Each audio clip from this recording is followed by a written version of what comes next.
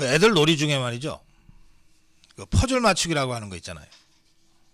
처음에는 뭐 이게 도대체 이거는 어디 들어가는 거야? 뭐 굉장히 혼란스럽지만 하나하나 맞추다 보면 전체 그림이 이제 드러나게 되죠. 네, 이재명의 제기되고 있는 수많은 의혹들, 또 그 중에서 몸통에 해당되는 이 대장동 의혹도 워낙 오래됐고 파편화되어 있어서 전체 몸통을 보기가 쉽지 않습니다. 제가 오늘 그 전체 몸통을 제 나름대로 좀 어설프게나마 좀 그려보려고 합니다.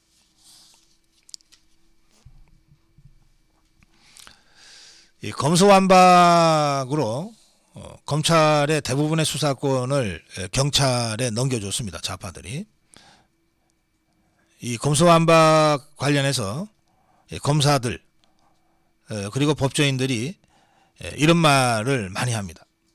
진짜 겁나는 것은 기소 남용, 기소 남발이 아니라 진짜 범죄자, 거악들에 대해서 경찰이 불기소 사건 종료를 하는 거다.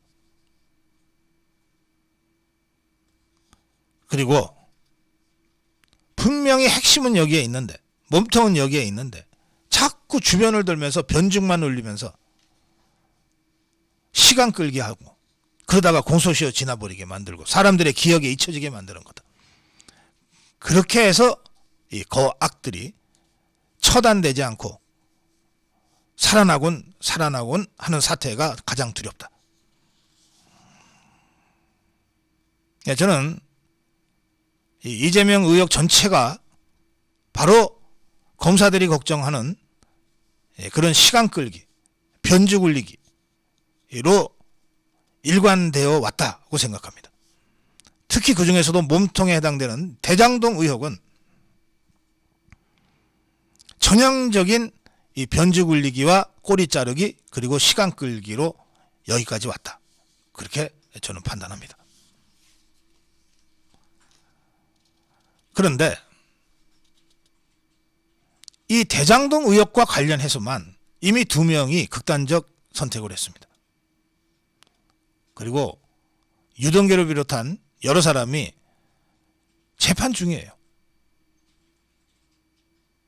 그리고 핵심 측근이라고 하는 이재명이가 큰 소리 치면서 이 정도는 돼야지 했던 김용희가 체포되고 정진상과 관련된 의혹이 수없이 제기되고 있습니다.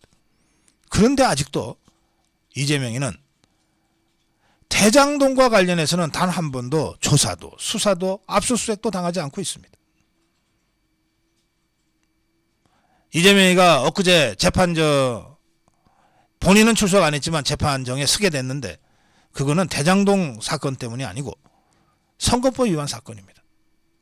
뭐 검찰도 국회의원이고 제1야당 169석의 의석을 가진 제1야당 대표인 이재명을 상대로 하는 것이니까 신중에 신중을 기하고 그야말로 발뺌할 수 없는 확실한 증거와 물증을 확보하기 위해서 시간을 쓸 수밖에 없고 뜸을 들일 수밖에 없다고 하는 사정을 모르는 바는 아니지만 그래도 전체 그림은 제대로 그려가면서 의혹의 몸통이 어디에 있다고 하는 것은 확실하게 인식하면서 수사를 해도 해야 되는 것 아니냐, 저는 그렇게 생각합니다. 오늘 동아일보는 이재명 관련 수사 최소 7건 수사명이 좁혀지고 있다라고 하는 기사를 냈는데 아예 표를 그렸어요. 더불어민주당 이재명 대표 및 가족 관련 검경 수사 상황이라고 하는 이 동아일보의 이 기사가 있습니다. 여기에 보면 대장동 개입 특혜 의혹, 수사 주체가 서울중앙지검입니다. 그 밑에 변호사비 대납 의혹은 수원지검, 법인카드 유용 의혹도 수원지검, 성남FC 후원금 의혹도 수원지청, 백현동 개발 특혜 의혹은 경기남부경찰청, 뭐 이런 식으로 되어 있습니다. 자, 검찰 조직 중에서 가장 많은 수사검사를 보유하고 있고 그것도 특수통 최정예 검사를 보유하고 있는 곳이 어디입니까? 서울중앙지검입니다. 대검 중수부가 예전에는 그랬었는데 지금 대검 중수부가 없어졌잖아요.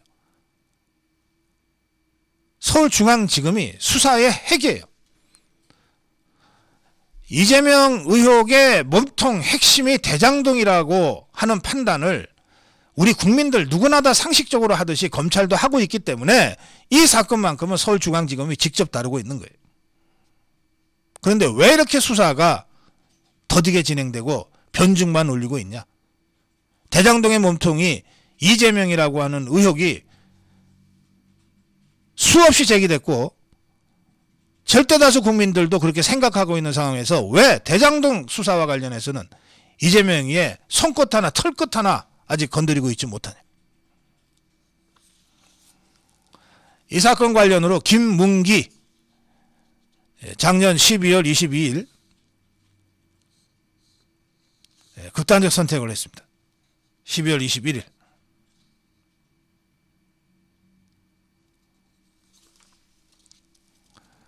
그런가 하면 대장동 관련해서 유한기도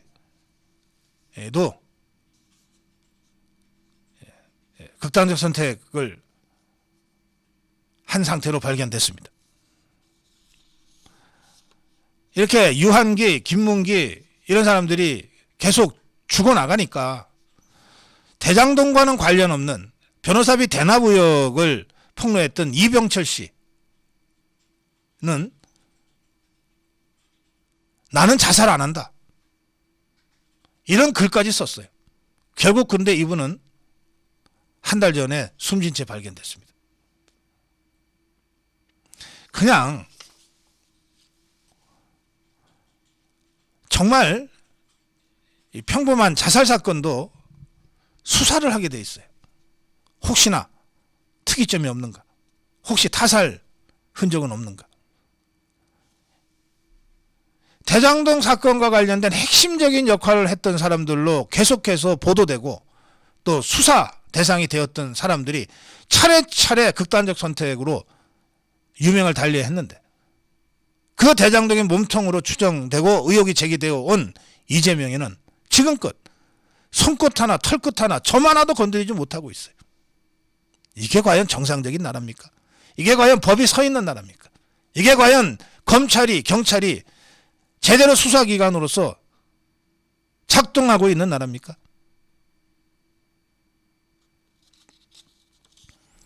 이 대장동 사건과 관련해서는 검찰을 떠난 후인 정치인 윤석열 당시 대통령 후보가 여러 차례 얘기한 바도 있습니다. 2021년 10월 15일 윤석열 후보는 이게 경선 때입니다. 대장동 수사 그 자금 흐름 따라가면 간단하게 해결될 사건이다 그랬어요. 우리나라의 가장 대표적인 특수통 검사 출신 아닙니까? 그리고 이런 거악을 수사하는데 이력이 나 있는 윤석열 대통령 아닙니까? 이 윤석열 대통령이 후보 시절에 대장동 관련해서 사건을 사건 관계 자료를 들여다봤겠습니까? 뭘 했겠습니까? 우리가 접했던 뉴스와 똑같은 뉴스를 접했을 뿐이었을 텐데 그걸 보면서 딱 한마디 한 겁니다. 대장동 수사 이거 어려운 거 없다. 자금 흐름을 따라가면 해결된다. 평생을 특수통 검사로 지낸 윤석열 당시 후보의 이 발언이 있었습니다. 그리고 나서 국민의힘 대통령 후보가 된 다음에 이재명이하고 이제 본선을 치르면서 여러 차례 TV 토론을 하지 않았습니까? 그 TV 토론 2022년 올해 2월 3일 있었던 이 KBS 방송 3사 주최 토론회에서 윤석열 후보는 첫 발언 순서로 나서서 대장동을 전면적으로 거론합니다. 당시 윤석열 후보는 이렇게 주장했습니다. 이런 권력과 유착된 부정부패에서 비롯된 반칙, 특권들이 우리 사회 갈등을 심화시키고 미래 세대에 좌절감을 줬다.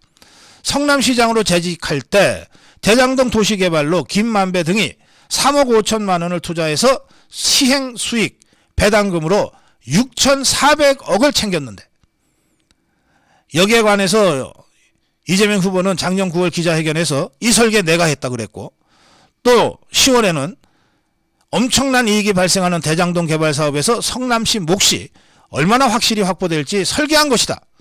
다시 하더라도 이렇게 하겠다고 했다. 이렇게 이재명을 세워놓고 강력하게 비판을 했습니다. 자금 흐름을 따라가면 간단하게 해결될 사건이다. 이건 이재명이가 설계한 사건이라고 본인이 얘기하지 않았냐.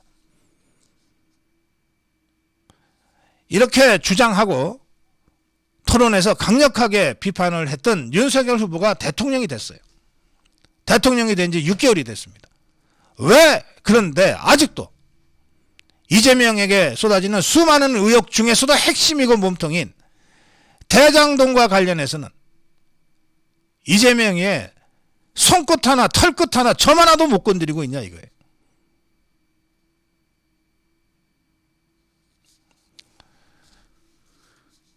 이 대장동과 관련해서 경기도 부지사를 지냈던 지금은 국민의힘의 초선 국회의원인 박수영 의원이 경기도를 잘 알잖아요. 부지사를 지냈기 때문에.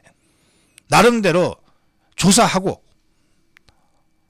확보한 근거 있는 폭로를 국회에서 한 적이 있습니다. 그게 50억 클럽입니다. 당시 박수영 의원이 폭로한 50억 클럽 5명은 실명으로 거론을 했고 1명은 익명으로 거론을 했는데, 박수영 의원이 이 50억 클럽 폭로로 허위사실 유포로 감옥에 갔다는 소리는 아직 제가 듣지 못했습니다. 누구도 이 50억 클럽에 거론됐던 누구도 박수영 의원의 이 폭로 후에 박수영 의원의 이 폭로가 거짓말이었다, 그로 인해서 내가 명예를 손상당했다 그러고 박수영 의원한테 대든 사람은 없다는 뜻입니다. 자, 당시에 박수영 의원이 공개한 50억 클럽의 명단은 1. 권순일 대법관, 2. 박영수 특검, 3. 곽상도 의원, 4. 김수남 전 검찰총장, 5. 최재경 전 청와대 민정수석, 그리고 6. 경제매체 사주로 추정되는 홍모 씨, 이렇게 되어 있습니다. 경제매체 사주로 추정되는 홍모 씨.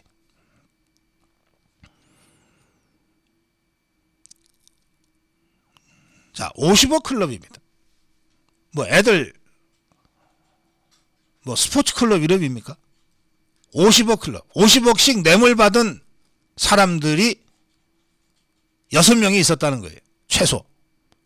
50억씩 뇌물 받은 사람들. 대장동 일당들로부터 50억씩 뇌물 받은 사람들이 6명이 있었다는 거예요. 최소. 이게 50억 클럽입니다.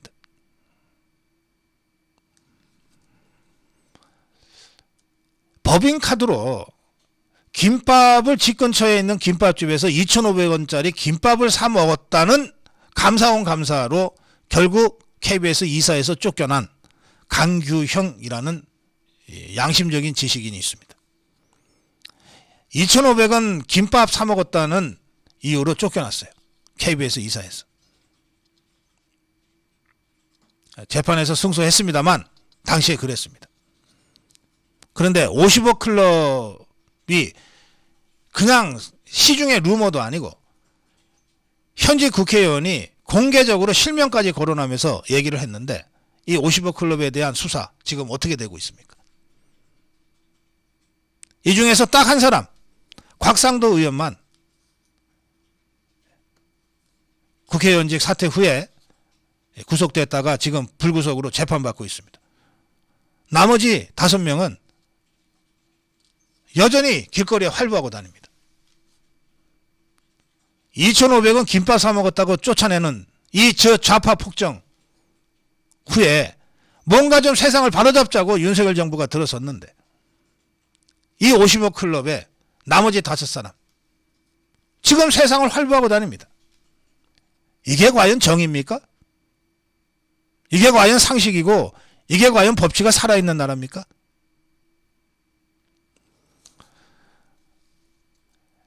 이게 50억이 사실이라면, 박수영 의원의 폭로가 사실이라면 이건 다 뇌물입니다.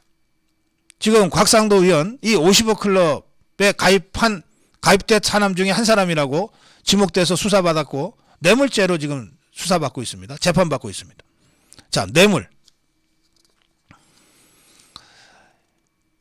특정범죄 가중처벌법에 의하면 뇌물의 경우에 3천만 원에서 5천만 원의 뇌물을 받으면 5년 이상의 징역형 이렇게 되어 있습니다. 5년 이하가 아니에요. 5년 이상의 징역형. 5천만 원에서 1억 사이의 뇌물을 받으면 7년 이상의 유기징역형 이렇습니다. 그리고 1억 이상의 뇌물을 받으면 무기 또는 10년 이상의 징역형 이렇게 되어 있습니다. 그리고 이런 뇌물 범죄를 무겁게 처벌하고 뇌물 액수에 따라서 양형의 기준을 완전히 달리 해놨어요. 당연히 뇌물 액수가 많으면 양형도 높아지겠죠. 박수영 의원의 이 폭로가 사실이라면 이 자들 전부 50억씩 뇌물 받은 거니까 무기 또는 20년 30년 중형을 받아 마땅한 자들이 되는 겁니다. 자, 이 6명의 명단.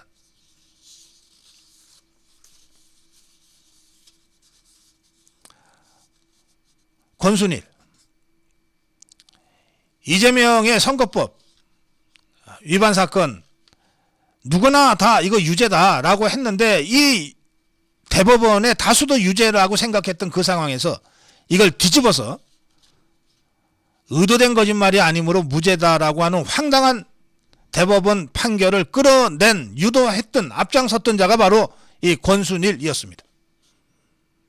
이자는 대법관 그만두고 화천대유 고문으로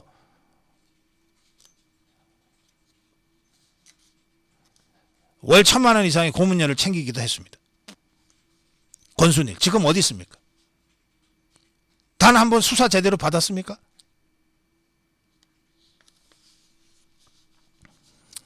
곽상도 의원은 제가 아까 말씀드렸고, 김수남 전 검찰청장 이름이 나왔는데 김수남은 박근혜 정부 마지막 검찰총장을 지낸 사람입니다. 박근혜 정부 때 검찰총장을 지내면서 박근혜 대통령 탄핵당하고 끌려가고 감옥 갈 때까지 속수무책 지켜봤던 자입니다. 이 자가 50억을 챙겼다는 거예요. 박수영 의원의 폭로에 따르면. 그런데 저는 지금껏 김수남이가 이 건으로 조사받았다, 수사받았다 제가 알지 못합니다.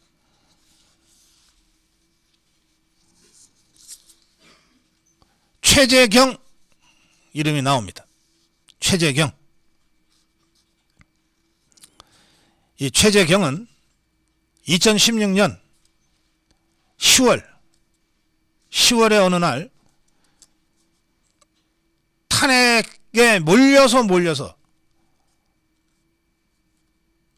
정말 사면초가 상태에 빠졌던 박근혜 대통령이 도와달라고 요청해서 우병우 민정수석의 후임으로 민정수석이 돼요. 최재경.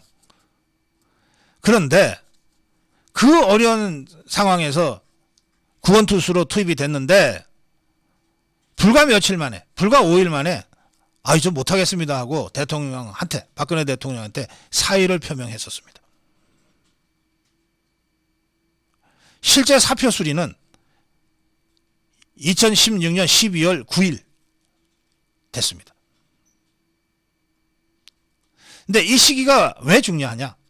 최재경이가 민정수석으로 있을 때 박영수라는 자가 박근혜 대통령에 의해 특검으로 특별검사로 임명이 된 겁니다. 지금 와서 생각해도 도대체 왜 그 시점에 차라리 더불어민주당이 추천한 강 변호사가 더 나았는데 어떻게 박영수 같은 자한테 특검을 줬을까? 정말 풀리지 않는 미스터리예요. 그러면 박근혜 대통령이 검찰을 알았겠어요? 검사 출신의 변호사들을 알았겠습니까? 결국 이 시점에 결정적으로 박근혜 대통령에게 강 변호사보다는 박영수가 더 낫습니다. 이 사람으로 특검 임명하시죠. 라고 조언했던 사람이 누구겠습니까? 최재경이 아니었겠습니까? 직책상 민정수석이 바로 그런 일을 하는 자리입니다. 이 최재경이가 사의는 일찍 표명했지만 실제로 민정수석에서 사표가 수리된 것은 12월 9일입니다. 그런데 박영수를 특검으로 임명한 것은 11월 하순입니다. 박영수를 특검으로 임명할 때 청와대 민정수석이 최재경이었다는 겁니다. 그럼 최재경이가 상식적으로 하나는 더불어민주당에서 올린 사람, 또 하나는 국민의당 박지원이가 비대위원장으로 있을 때 국민의당에서 올린 사람, 둘 중에 이 박영수를 특검으로 하는 게 좋겠다라고 보고해서 결정을 했을 것이다. 이렇게 합리적으로 추론할 수밖에 없잖아요. 그러면 최재경이는, 만약에 그랬다면 최재경이는 왜 박영수를 선택했을까? 박영수가 지금은 없어졌지만 대검 중수부의 부장으로 할 때 최재경이가 중수부 상과장인가를 했다고 합니다. 검찰은 어느 조직보다도 조직의 아이덴티티, 결속력이 강해요. 검사 동일체 원칙이라고 하는 것이 있을 정도였습니다. 근데 그 중에서도 특히 이 특수통 검사들은 특수부 검사, 거학과 대결하는 과정에서 사표 써놓고 할 경우도 많고 이걸 위에서 끌어주고 뒤에서 받쳐주면서 가기 때문에 어느 팀보다도 강력한 응집력을 갖는 것이 특징입니다. 그래서 검찰 안에서 특수통 검사로 유명했던 이 박영수를 중심으로 박영수가 중수부장 할 때 특수부 1, 2, 3과장 했던 사람들, 이게 다 박영수 사단이다, 이렇게 불리기도 했습니다.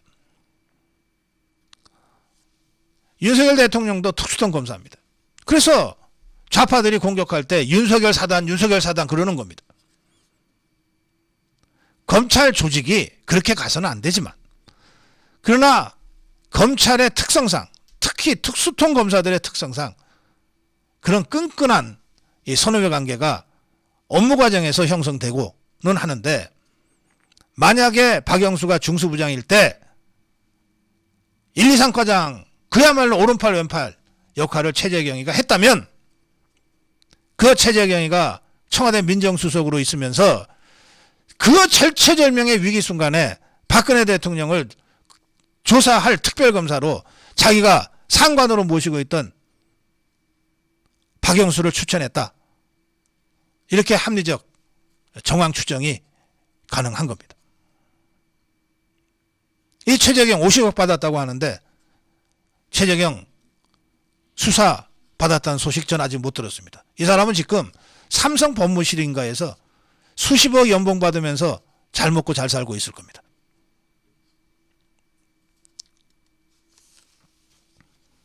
대장동 몸통을, 대장동이 이재명 의혹의 몸통이고 그 대장동을 수사하는데 50억 클럽이라고 하는 대장동 김만배 일당이 뇌물을 준 이 6명의 사람들을 제대로 수사하지 않고 유일하게 희생양 삼아서 곽상도만 지금 재판정에 올려놓고 있는 이 검찰, 이거 과연 우리가 믿을 수 있습니까?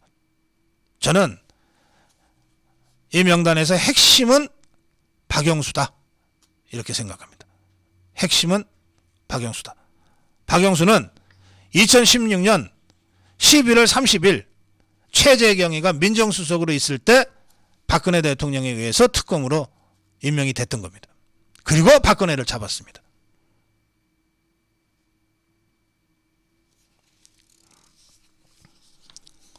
이 박영수, 김대중 정권 때인 2001년 6월에 민정수석실 바로 밑에 사정비서관으로 발탁이 됐습니다. 박영수 프로필에 보면 제주도 출신이라고 되어 있는데 실제로는 그 박영수의 아버지 박창택, 이 사람 목포 출신이고 향판 출신 변호사로 유명했다고 합니다. 향판. 중앙에 뭐 승진한다고 뭐 왔다 갔다 서울중앙지법이라든지 이런 데 가지 않고 그냥 난 내 고향에서 계속 판사하고 그리고 고향에서 변호사 할 거야. 그런 사람들을 향판이라고 부릅니다. 향판들의 횡포는 뭐 이루 말할 수 없습니다. 이미 출세해서 지검장, 지원장 할 사람들이 여전히 그 작은 지청에서 판사하고 검사하면서 수십 년을 거기서 버티고 있어요. 그야말로 동네 골목대장 노릇을 하면서 평생 사는 사람입니다. 지금 이 향판제도 없애야 된다. 지금 사실상 상당히 없어지는 걸로 제가 듣고는 있는데 원성이 더 높았습니다. 그 목포 향판 출신으로 유명한 박창택의 아들이었습니다. 이 박창택, 이 박영수의 아버지 박창택, 그리고 목포 출신의 DJ 정권 실세 박지원 몰랐을까요? 막역한 친분이 있는 사이로 알려져 있습니다. 그 박지원이가 어찌어찌해서 안철수가 만든 국민의당의 비대위원장을 하고 있을 때 박근혜 대통령 탄핵을 무리했고 동생인 김무성이를 꼬셔가지고 집단 배신을 하게 만들고 동시에 박근혜 대통령을 사법적으로 처리하기 위한 특검으로 이 박영수를 추천을 했던 겁니다. 그걸 청와대 민정수석실에 있던 최재경이가 박영수 밑에서 특수통 검사를 했던 최재경이가 박영수가 좋겠습니다. 이런저런 사정을 알 리가 없는 박근혜 대통령이 민정수석 믿지 어떻게 누굴 믿겠어요. 그 시점에 해서 박영수를 특검으로 임명했고 그 박영수에 의해서 경제공동체니 묵시적 청탁이니 하는 온갖 유령과 같은 죄목이 뒤집어 씌워져서 27년형을 받고 4년 9개월이나 감옥살이 하다가 다 죽을 상태에서 나온 겁니다. 지금 박근혜 대통령 건강이 아주 안 좋다는 얘기가 계속 들립니다.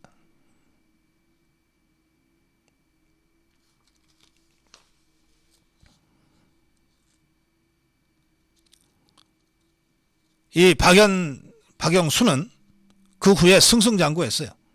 노무현 때 대검 중수부장하고 서울 고검장하고 그러다가 옷을 벗고 노무현이가 자살을 선택한 박연차 게이트가 있었는데 박연차 게이트 수사 때는 박연차의 변호사를 맡았어요.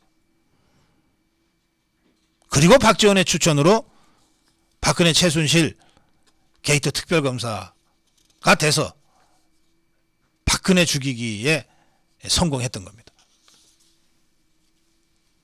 그런 자가 대장동 일당들이 50억 뇌물준 명단에 들어가 있다고 박수영 의원이 폭로했던 겁니다. 그런데 이 박영수에 대해서 지금껏 수많은 의혹 제기에도 불구하고 제대로 된 수사가 한 번이라도 있었습니까?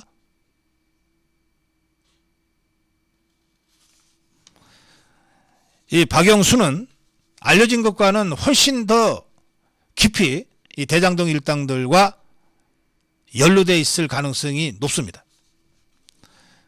이미 다 보도가 돼서 여러분들 기억하실 거예요.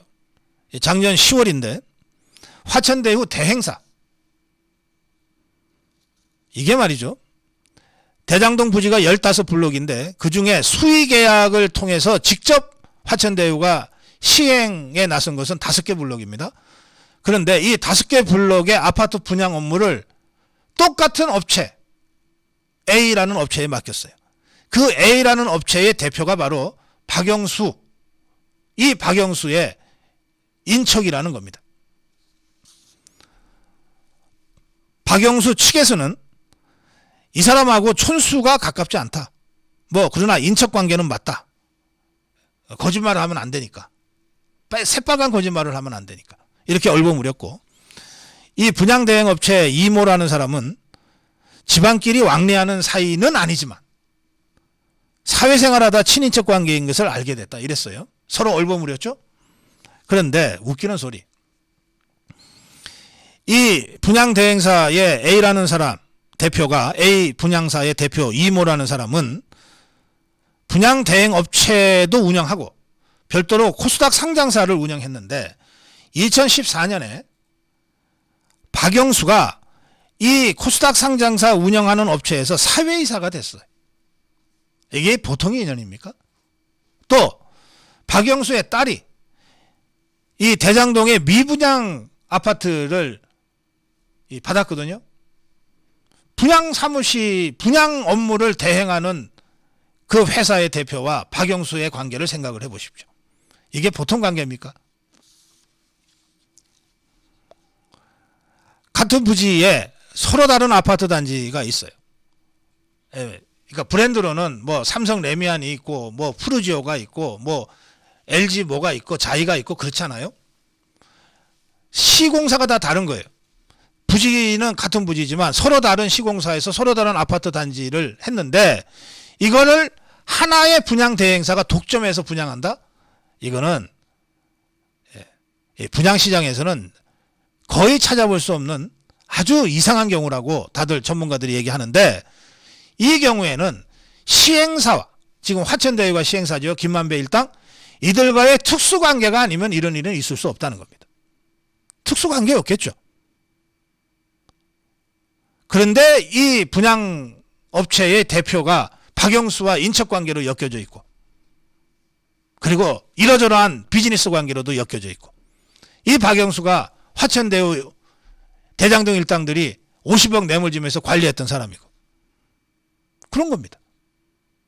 그리고 이 50억 클럽에 이름이 나와 있는 사람들 중에 최재경이다, 김수남이다, 어떤 형태로든 박영수와 검찰에 있을 때 이리저리 엮였던 자들입니다.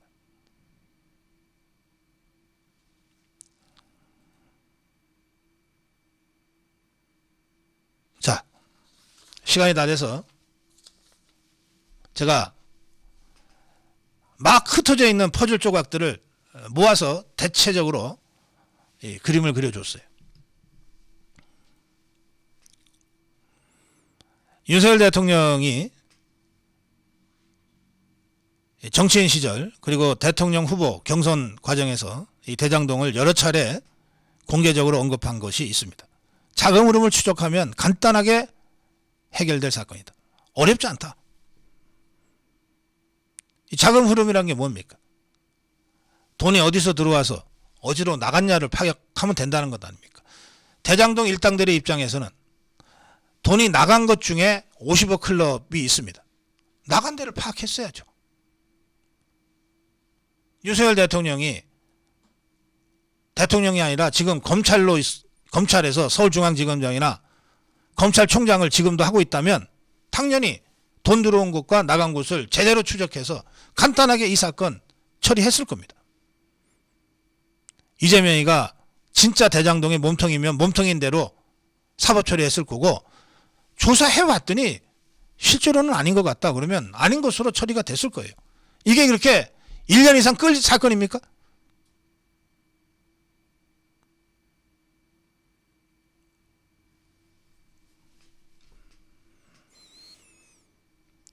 저는 이제 정권이 바뀌었고